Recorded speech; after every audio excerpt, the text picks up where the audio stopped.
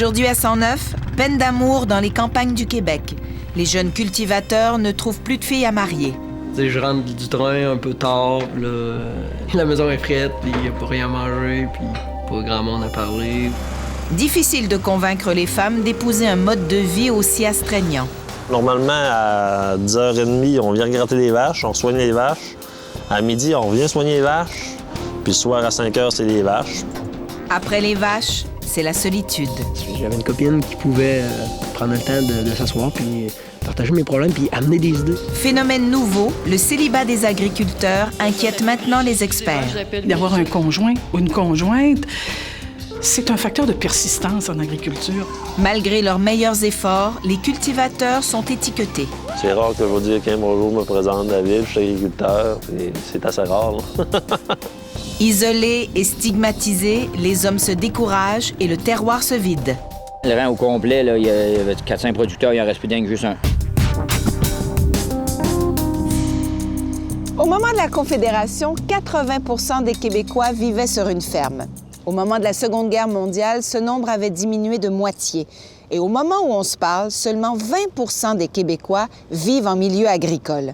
L'industrialisation et l'urbanisation ont décimé l'agriculture au cours des années, au point où les cultivateurs sont une espèce en voie de disparition. Et voilà qu'une nouvelle tuile leur tombe sur la tête. Les fils d'agriculteurs ne trouvent plus de filles à marier. Disons que l'image de la belle fermière n'attire plus tellement les femmes qui choisissent plutôt d'aller faire carrière en ville.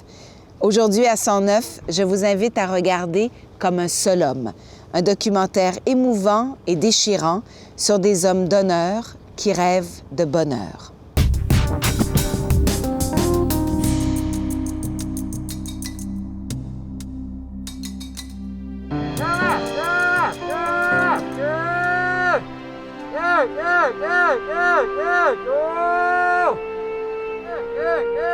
Sur la plus haute colline d'une ferme des Appalaches, un éleveur rassemble son troupeau.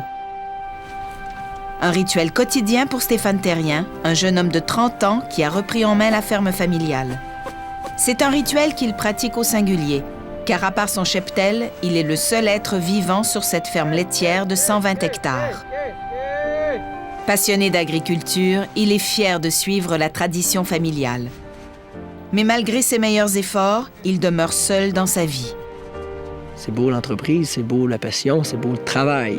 Puis c'est le fun, hein? Oh, tellement des beaux moments qu'on peut vivre, partager avec... avec qui? Si on n'a pas de famille. Si on n'a pas de famille, si on n'a pas de gens proches de nous autres. À une certaine époque, des familles nombreuses travaillaient sur la ferme. Mais de nos jours, les jeunes comme Stéphane travaillent comme des déchaînés pour arriver à tout faire. Si j'ai pas personne, c'est peut-être que j'ai pas beaucoup de place non plus. On a beaucoup de travail, on investit beaucoup sur tout ça, puis on se garde moins de temps pour ça. J'ai eu des copines, puisque ça a chié maintenant, là. Mais ouais, travail. 12 heures par jour, 7 jours sur 7, Stéphane est prisonnier de son entreprise et le bonheur des vaches passe avant le sien. Et si Stéphane est toujours célibataire, c'est que rares sont les femmes prêtes à épouser le style de vie qui vient avec l'homme. Tu sais, il y a un style de vie qui est différent. On a comme une réalité qu'il faut comprendre, qu'il faut accepter. Puis il faut même aimer ça, vivre comme ça. Tu sais, dans le genre que... Ben, tu peux pas aujourd'hui, c'est des fonds. On peut pas faire ça. Ah ben là, on déplace tel... C'est des roches. Ah ben là, tu sais, c'est de labour avant qui mouille. Mais c'est difficile à partager avec tout le monde, ça. Lorsqu'un fils reprend la ferme familiale, le père n'est jamais très loin. Raymond Terrien habite maintenant au village, mais il vient régulièrement prêter main forte à son fils. À un moment donné, je ne peux se décourager. À un moment donné, je travaille comme un bon, mon homme épouvantable, puis ça prend tout pour arriver. Hein? Juste pour vivre. Il vit pas, il existe. Hein? Tu sais, t'arrives au bout de la journée, tu sais, t'as pas un encouragement, une motivation quelque part. Comme un seul homme, Stéphane rentre tard dans une maison vide. Après une grosse journée de travail, souvent, on est brûlé, puis des fois le soir, ça arrive, puis tu sais, je rentre du train un peu tard, puis là, les lumières sont à peine ouvertes, puis là, il n'y a pas grand-chose, il n'y a rien de prêt, hein, y a rien. La maison est frette, puis il n'y a pas rien à manger, puis pas grand monde à parler. Là, le gars est tanné, il dit ah, bâtin, c'est bon, il rentre. Vierge, s'il dit hier, j'ai fait l'épicerie, j'ai plus rien manger. Tu sais, hey, là, c'est même pas une petite motivation, ça démotive davantage. L'histoire de Stéphane se répète partout au Québec. Un phénomène documenté par une chercheure de l'Université Laval, Mme Diane Parent. Le but de la recherche qu'on a menée sur l'isolement et de manière plus générale la qualité de vie sociale, on voulait faire un diagnostic, un portrait de la vie sociale. Plus de 400 ont répondu à notre enquête qui était quand même assez complexe. On leur a demandé de se prononcer, le fait d'être agriculteur, est-ce que c'est un plus pour qui veut rencontrer un conjoint ou une conjointe? Et 95 % étaient en désaccord avec ça. Alors, c'est vous dire, il y en avait 5 % qui disaient oui, c'est un plus. Ben oui, j'aimerais ça partager ça avec quelqu'un. Personne qui serait avec moi. J'avais une copine qui pouvait prendre le temps de s'asseoir puis partager mes problèmes puis amener des idées, amener des affaires. Une personne intéressée là-dedans, à voir puis à pouvoir apporter un plus, apporter un support, apporter... Puis aussi, on s'entend que moi, j'aime les enfants. Si Stéphane n'est pas marié, ce n'est pas parce qu'il n'essaie pas. Il a beau tendre l'hameçon, mais les prises sont rares. Les filles du coin connaissent trop bien les sacrifices de la vie agricole. Je viens ici une fois de temps en temps. Il y a des soirées tous les vendredis soirs. On se fait du fun, on danse. Je connais pas toutes les danses, bien sûr. Ah, ça fait chaud. Je rencontre du monde. Ah, ça vient de te... Ben, j'étais meilleur à la fin, là, au début. C'est plus difficile de rencontrer une fille. En fait, les occasions sont un peu plus rares. On n'a pas beaucoup de temps. Souvent, les journées sont longues, on est fatigué, on n'est pas stimulé, on se dit « Ah, on laisse tomber ». C'était juste, faudrait checker le potentiel. Dans là, j'en ai vu une fouettée un peu, là, qui était en robe orange, là, qui était pas pire, là. La captivité du travail, surtout en production animale, et pour les jeunes qui démarrent, encore plus, c'est un problème important qui risque de les faire glisser vers l'isolement. Et si on n'y prend pas garde, c'est là que c'est dangereux. Qu'est-ce qui serait idéal? Il rencontrait une personne de son genre, puis il est comme lui, qui est motivé, qui aime ça. Puis, tu sais, maintenant, la famille commande, bon, ben, tu dis, il y a le premier jeune qui arrive, c'est un petit garçon, ben, il pense ensuite, c'est la relève, tu sais. Pour la famille Terrien, comme pour toutes les familles agricoles, la relève est une source d'inquiétude. Il est 5h30 et Yolande, la mère de Stéphane, vient faire le train avec lui. C'est beaucoup trop lourd. Il faut être au moins 2. Au moins 2. Après le train, Stéphane et Yolande prennent le petit déjeuner. Véronique, as-tu parlé qu'elle venait en fin de semaine? Sur le mur, une photo de la ferme familiale rappelle que l'entreprise, bâtie à la sueur des générations précédentes, doit résister à l'épreuve du temps. Ailleurs, une photo de l'héritier, qui vit des difficultés que ses ancêtres n'auraient jamais pu imaginer. J'ai dit, ton père puis moi, on t'aide à t'établir comme il faut, puis que t'es une bonne relève. J'ai dit, toi, et où ta relève? Et où? Je vois absolument rien. Alors, dis-moi quel intérêt que j'ai à t'en donner, pour que tu en fasses quoi après ça? Tu vas l'offrir à qui? Il n'y a pas personne, non? J'ai pas eu de réponse, mais j'ai senti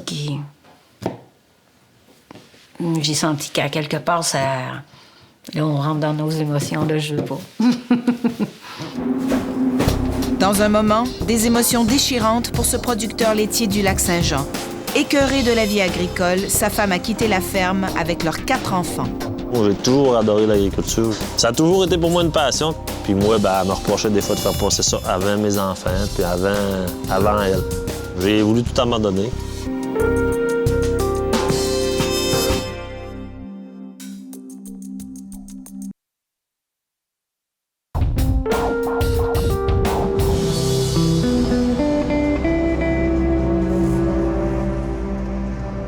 Il fait nuit et David Ossé est dans une course contre la montre pour labourer ses champs. C'est la fin d'une journée de 15 heures, mais il ne compte pas son temps. J'ai toujours adoré l'agriculture. J'ai toujours adoré laisser tracteur, me promener avec mon père, suivre mon père. Ça a toujours été pour moi une passion quand j'étais tout petit avec les petits tracteurs. Puis vraiment, j'ai tout le temps reproduit ce que mon père faisait en miniature. Mais David, seul sur son tracteur, est aussi seul sur sa terre et seul dans la vie. Après 10 ans de mariage, sa femme a quitté la ferme avec leurs 4 enfants. J'ai voulu tout abandonner. J'ai voulu m'en aller. Ça fait 2-3 fois que j'en parle avec mon père. J'ai dit, moi, j'ai plus d'attache ici. Tu sais, j'ai plus mes enfants, ils habitent plus avec moi. Fait que, tu sais, c'est pas évident. L'agriculture a toujours été synonyme de dur labeur. Mais de nos jours, avec les familles plus petites et les campagnes qui se vident, l'entreprise agricole repose souvent sur les épaules d'un seul homme. Tu peux pas faire grand-chose quand tu travailles, là. Alors, le matin, on vient aux vaches. Normalement, à 10h30, on vient gratter les vaches, on soigne les vaches. À midi, on vient soigner les vaches. Puis le soir, ça recommence à 3h30, on refait un tour dans la table. Puis le soir, à 5h, c'est les vaches. Fait qu'on avait jamais de compromis. Moi, je soupais tout le temps tout seul le soir. Puis elle a soupé à 5h avec les enfants. À un moment donné, on se chicanait même plus sur les heures, mais on faisait chacun nos affaires, chacun de notre côté.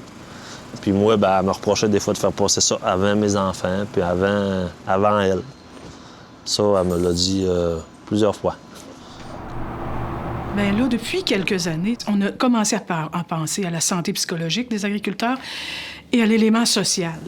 C'est le moment d'en prendre conscience et d'essayer de tirer une leçon de ce qui va mal, mais aussi de réagir puis de mettre en place ce qui peut aider les agriculteurs à faire une belle vie dans leur milieu, finalement. Heureusement, David peut compter sur son père, Henri Ossé, qui travaille tous les jours sur la ferme. Il donne à son fils un support moral, car lui aussi a eu son lot de difficultés lorsqu'il était plus jeune. Parce que moi, la première année, j'étais comme... Tu sais, dans le couple, c'était... Tu sais, moi, je bûchais comme un fou. Faut que tu travailles, t'as pas le choix. Tu sais, le couple, tu le négligeais un peu, ça t'en va de cours. Puis il t'arrive des choses, des fois, tu sais. Même dans notre couple, on a eu des choses, mais tout s'est replacé. Papa, toutes les bottes ne fassent pas. Toutes les bottes ne fassent pas. Avant, tu mets tes grosses bottes là, puis tu ne gèleras pas que ça. Non. Avant le lever du jour, c'est le branle-bas pour aller faire le train. 2 fois par mois, David a la garde de ses enfants. Il les encourage à travailler avec lui sur la ferme dans l'espoir qu'ils y prendront goût. Il est arrivé le minou. Regarde, viens plater. Oh! Quand les enfants viennent, ça me motive parce que j'ai de la vie dans la maison déjà là. Bien, ça me donne de l'essence, comme on pourrait dire. Parce que même encore là, quand je suis seul, des fois, je dors encore mal. Je repense encore aux enfants. Mais quand ils sont là, le soir, on se couche, on dort, puis je dors comme une bûche. Comme ça, vas-y. Donne la moulette. Oui, comme ça, c'est ça. Bravo. L'entreprise, mon père l'a bâti un peu pour ses enfants, pour la relève. Puis moi, j'ai toujours pensé la même chose. Mes enfants vont peut-être un jour prendre la relève aussi. Fait que quand ils viennent, moi, ça me motive toujours aussi plus. Là. Faut que j'apporte ça au petit bas?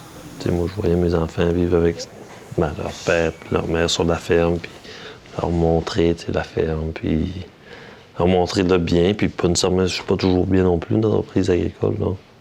Il n'y a pas juste du bon, il y a du mauvais aussi des fois.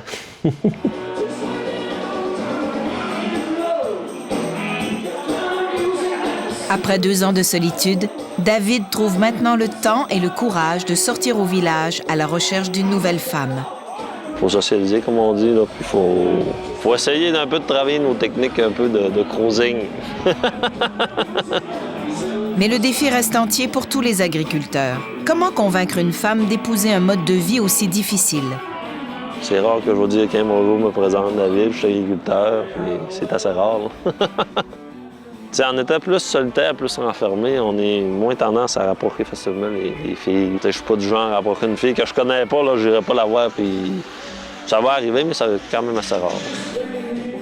La plupart sont fiers d'être agriculteurs. C'est pas eux, mais ils se disent l'image est pas très bonne. On est encore perçus comme étant des pollueurs, des gens qui sont des bras pas de tête, travailleurs manuels pas intellectuels, des gens qui vivent en milieu isolé, dont le travail est très prenant, captif, ce qui est vrai dans certains cas. Si David n'a pas encore trouvé l'âme sœur au bar-salon, il pense avoir des chances de réussir sur Internet. Il s'est inscrit sur Agri-Rencontre, un site francophone qui compte 3000 membres actifs au Québec. J'ai été sur plusieurs sites de rencontres, mais c'est premier site que je trouve qui s'adonne un petit peu plus avec l'agriculture.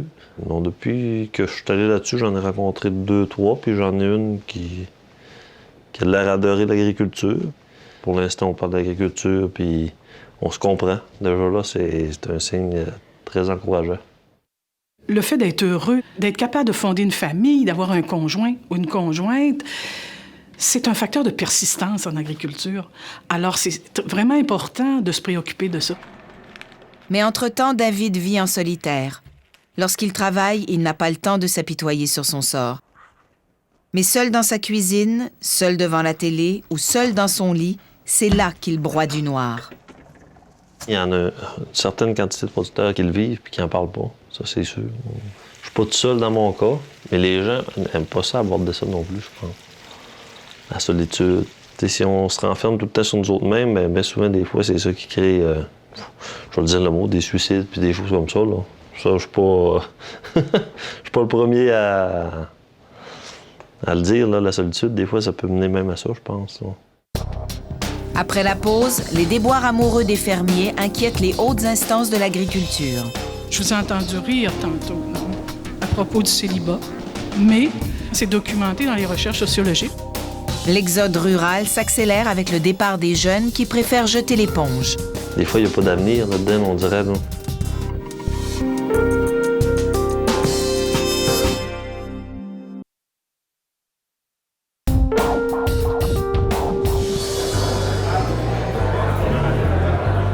Le célibat des agriculteurs et leur isolement social sont de telles préoccupations qu'on les a mises à l'agenda d'une conférence sur la gestion des entreprises agricoles réunissant plus de 500 personnes dans un hôtel de Saint-Hyacinthe.